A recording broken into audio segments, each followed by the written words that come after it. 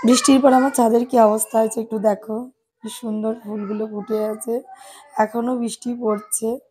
ছাদ বাগান করা কিন্তু অত সোজাও না যতটা মনে হয়। দেখেছো এই ছাদের কি অবস্থা? আমি পুরো ছাদটা একটু ঘুরে ঘুরে দেখাই। এই ছাদ বৃষ্টির পরে এই বৃষ্টির মধ্যে আমি পরিষ্কার করেছি। পরিষ্কার করতে যে আমার কি কষ্ট হয়েছে, পুরো ২-৩ ঘন্টা ধরে এই ছাদ ক্লিন করেছি। আর ছাদ বাগান করতে গেলে অনেক সতর্কতাও নিতে হয়। হ্যাঁ, যাতে আমার ছাদটা নষ্ট না হয়ে যায়। পুরো ছাদে টবের মাটিগুলো হালকা, হালকা করে ছাদে আসে, সেগুলো পরিষ্কার করতে হয়। জল নিকাশি ব্যবস্থা ঠিক রাখতে হয়। আমি পুরো এলোমেলো করে ফেলেছি ছাদটা।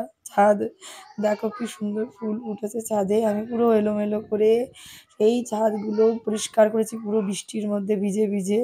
দেখছো গাছের কি অবস্থা? সব আমি এক সাইড করে নিয়ে সুন্দর করে পরিষ্কার করেছি। এগুলো সব ঘষে মেজে পরিষ্কার করে আমি পরিষ্কার আমার করা হয়ে গেছে ছাদ। আমি পরে ভিডিওতে দেখাবো যে আমি ছাদটা পরিষ্কার করেছি। এখন আমার ছাদ কেমন লাগছে। এই হচ্ছে নোংরা যখন ছাদ ছিল তার পরিস্থিতি বৃষ্টির পরে গাছগুলো কী অবস্থায় ছিল তাই দেখালাম। তোমাদের সঙ্গে একটু শেয়ার করলাম। দেখে নাও পদ্ম ফুলটার কী অবস্থা হয়েছে। হ্যাঁ, একটা নতুন পদ্ম, ১ম পদ্মটা ছিল।